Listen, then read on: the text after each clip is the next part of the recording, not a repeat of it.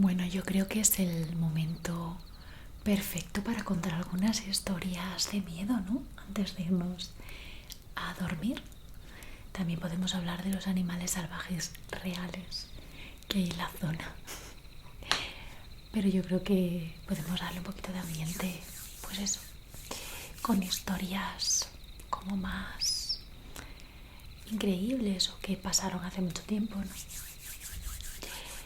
Pues, si te parece, te voy a contar una historia que pasó realmente, aunque mucha gente piensa que es un musical y que fue como una fantasía de Tim Burton, protagonizada por Johnny Depp, pero no, pasó en realidad. Que hoy en día se cuenta bastante en la ciudad en la que sucedió, que no fue en Londres, sino en París.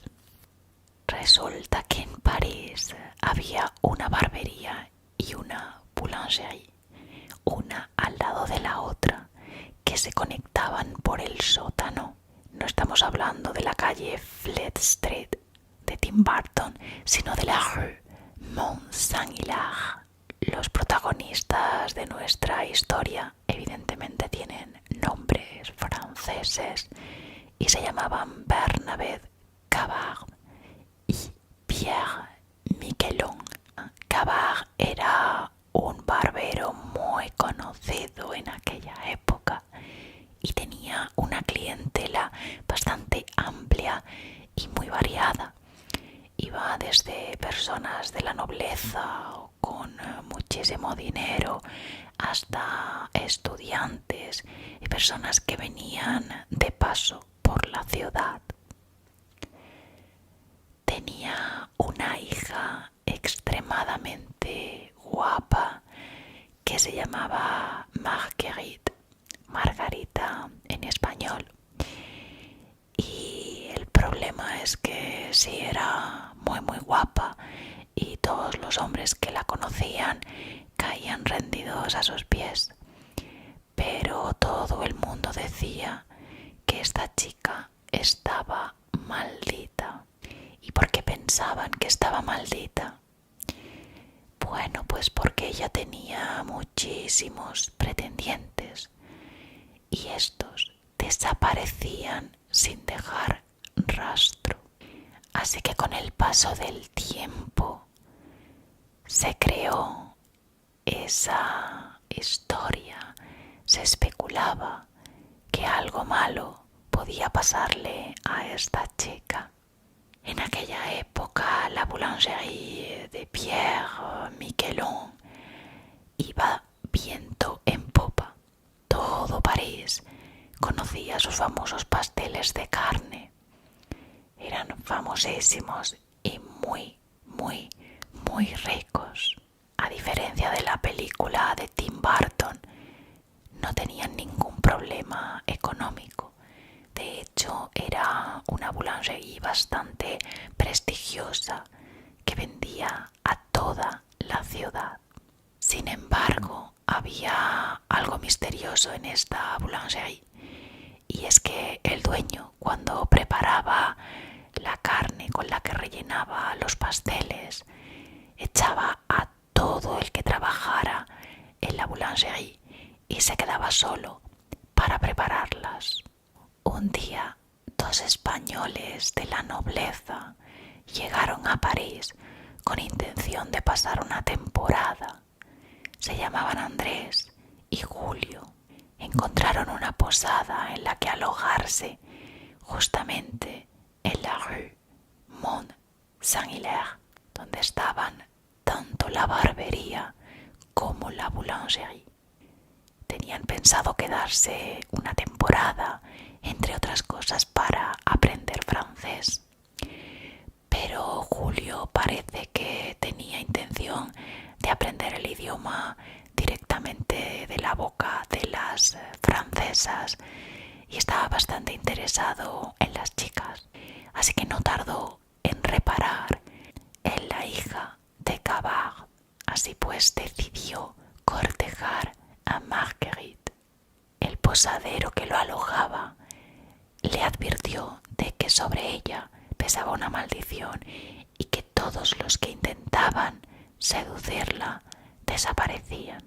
Julio decidió igualmente ir a la barbería y presentarse. Cuando llegó, el barbero Cavard le dijo que su hija no estaba, pero mientras la esperaba podía cortarse el pelo y acicalarse un poco, hacerse la barba para estar aún más presentable para su hija. Julio aceptó y una vez él estaba sentado y estaba siendo afeitado, el barbero accionó la silla donde estaba reposado, aprovechó para cortarle el cuello y accionando este mecanismo cayó hacia una trampilla que conectaba con un sótano que a su vez conectaba con la boulangerie. Después de unos días, su hermano denunció su desaparición y fue gracias a un herrero que también trabajaba en esta calle que le dijo al policía: he visto entrar a Julio dentro de la barbería, pero no lo he visto salir. Así que el policía entró para interrogar al barbero. Sin querer tocó un botón y abrió la trampilla. Cuando el policía bajó, vio el cadáver de Julio junto con otros que estaban ahí para convertirse en el relleno de las tartas de Miquelón. Según calcularon, estuvieron 5 años matando a jóvenes muchachos y se calcula que fueron alrededor de 150 víctimas. Además, al ser tan popular la boulangerie, es probable que la mayor parte de París fuera caníbal durante ese tiempo sin darse cuenta. Ambos fueron condenados a morir públicamente en una plaza donde primero se les torturó. Y así concluye uno de los episodios más terroríficos y oscuros de París. Pero una de las cosas más inquietantes es que hoy en día, en el mismo lugar donde estaba la boulangerie, hay un restaurante donde uno de sus platos es esa famosa tarta, aunque evidentemente con otro relleno muy diferente. Yo particularmente creo que jamás comería en ese restaurante. He contado esta historia 1.000.000 de veces y creo que cada vez que la cuento me da más miedo. Quiero contarte ahora otra historia de miedo, que esta sí es ficción, creo, o quizás haya una parte de leyenda y una parte de ficción, y es una historia que se cuenta en Disneyland. En cada parque Disney hay una casa que es la casa encantada, y esa casa pues tiene una historia, y muchas veces cuando vamos al parque pues como que no prestamos mucha atención y aparte solamente nos cuentan una parte pequeñita de la historia. Así que si te apetece, voy a contarte la historia completa. Hoy os voy a contar la historia que hay detrás de la casa encantada más famosa de los parques Disney. Se trata de la historia de Phantom Manor, una casa que se sitúa en Frontierland, la zona inspirada en el lejano oeste. Phantom Manor tiene una estética gótica y victoriana, con referencias muy claras a las películas de terror clásicas y a la literatura de la época. De hecho, una de sus fuertes inspiraciones es la casa de Psicosis. El diseño de la mansión es claramente victoriano, inspirado en las casas del siglo XIX, con elementos característicos como por ejemplo los tejados altos y puntiagudos, frontones ornamentados y ventanas con detalles arqueados. Al estar abandonada, podemos ver cómo la madera está deteriorada y las ventanas parecen sucias o rotas. El interior está lleno de detalles oscuros y sombríos, con numerosos cuadros que cambian al pasar, apariciones de fantasmas, y esconde una gran variedad de grandes secretos. La decoración de la casa se podría definir como victoriana opulenta. A pesar de su decadencia, el interior conserva toques de grandeza pasada de la familia Ravenswood. Los muebles cubiertos de polvo, los cuadros y retratos muestran imágenes de tiempos mejores, todo marcado por el abandono. Hay elementos góticos como candelabros grandes, cortinas pesadas y tejidos oscuros, presentes en toda la mansión. Los espejos dorados, las molduras, también muestran un lujo de una época pasada. Las habitaciones están iluminadas de una manera tenue que simulan las velas o las lámparas de gas. Los últimos habitantes de esta casa fueron Henry Ravenswood y su familia. Henry fue un empresario muy ambicioso y muy rico que vivía en la ciudad de Thunder Mesa, en el lejano oeste. Su riqueza provenía de la explotación de una mina de oro que él mismo fundó y conocida como la Big Thunder Mining Company. A lo largo de los años, Henry amasó una gran fortuna gracias a la mina y con ese dinero construyó la imponente Phantom Manor para su familia, destacándose como una de las figuras más poderosas y respetadas de la ciudad. Henry tuvo una sola hija llamada Melanie. Siempre tuvo una relación muy protectora.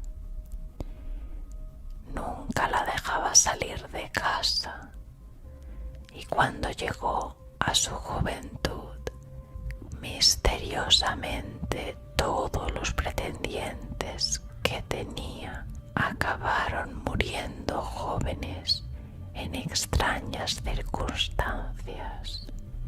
El primero de sus pretendientes fue Barry Claude, un empresario petrolero que murió trágicamente por el ataque de un oso.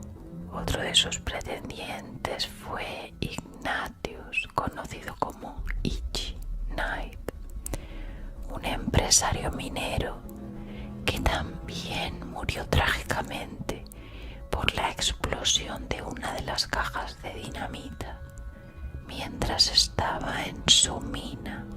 Otro de sus pretendientes, llamado Sawyer Bottom, era contratista y en un aserradero trágicamente falleció por un accidente con una sierra. Y por último, Melanie conoció al capitán Rowan Falls, un capitán de barco que también murió de una manera repentina y también trágica cuando el bote en el que navegaba cayó por una cascada.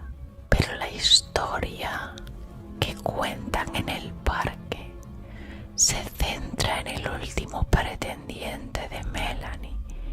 más allá de ser su pretendiente, se convirtió en su prometido. Ambos habían previsto casarse en la mansión. Melanie, vestida de novia y con sus invitados, esperaba a su futuro esposo. Antes de la boda, su prometido desapareció misteriosamente y su padre murió en un terremoto. Melanie se quedó atrapada en la mansión para siempre, esperando eternamente a su prometido. Mientras tanto, el fantasma de su padre, Henry Ravenswood, regresó como el Phantom para asegurarse de que Melanie nunca abandone la casa ni se case, para asegurarse de que Melanie nunca abandone la casa ni se case. A lo largo del paseo por la atracción se exploran todas sus tragedias y misterios, mientras los visitantes se enfrentan a visiones sobrenaturales y a un ambiente lúgubre y desolado. Ya en el exterior de la casa podemos encontrar el cementerio lleno de tumbas. La gran tumba cubierta con un velo es la de Melanie, que vaga por la mansión y cuyo corazón aún late. Otra es la tumba de los padres de Melanie. En ella se puede leer: pelearon y discutieron como marido y mujer. Ahora por fin en silencio están juntos más allá de esta vida. Junto a la de los padres están la de los dos sirvientes, Jasper Jones y Anna Jones. Hay también una pareja de enamorados, donde se puede leer: hasta que la muerte nos separe. Hay otra de un tal Arnold, donde se puede leer: fría es mi cama, pero me encanta. Más frío están mis amigos encima de ella. En otra tumba se puede leer: aquí yace Ledford Fred, bailó demasiado lento y ahora está muerto. Hay uno muy misterioso de Dakota Dick que dice: colgado el 17 de octubre de 1867, descolgado un 16 de enero de 1868, apuñalado el 18 de diciembre de 1868, envenenado el 21 de mayo de 1969. Su agonía fue larga, pero volverá. Hay otra donde se puede leer: en memoria del reverendo Jared Bates, erigido por las chicas del Lucky Nugget Salón. También hay 4 tumbas que representan la cadena alimentaria a lo largo del día: el desayuno, el almuerzo y la cena. A la hora del desayuno el gato cazó a la ardilla, en el almuerzo el cazador cazó al gato y a la cena el oso se comió al cazador. La tumba del oso parece un poco más alejada y con 20 años de diferencia. Y bien, esta es la historia de Phantom Manor. Voy a permitirme contarte una última, y creo que para estas fechas que se vienen es fantástica. Es el origen de la calabaza de Halloween. No sé si la conoces, ¿no?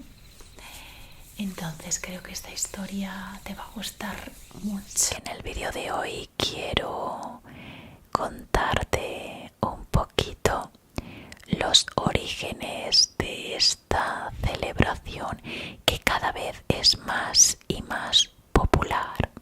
La tradición de Halloween viene de una festividad celta que marcaba el final de la cosecha y el comienzo del invierno. Tenía lugar el 31 y el 1 de noviembre. El 31 sería lo que hoy en día conocemos como Halloween. Los antiguos celtas creían que ese día el mundo de los vivos y el de los muertos se conectaban de una manera muy especial. Durante esos 2 días hacían fogatas que para ellos era un símbolo muy importante de protección y de purificación. Apagaban esos fuegos de sus hogares y los encendían nuevamente con las cenizas de estas fogatas sagradas.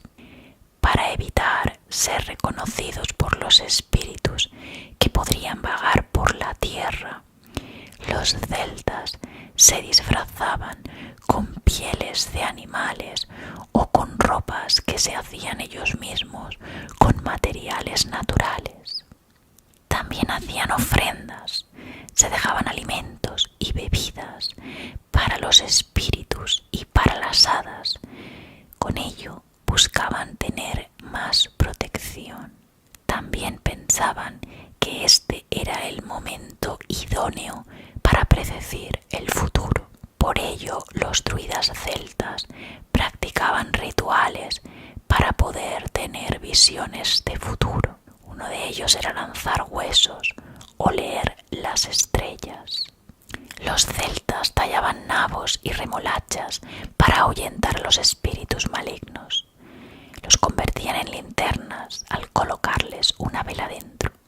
Esta luz ahuyentaba a los malos espíritus y guiaba a los buenos.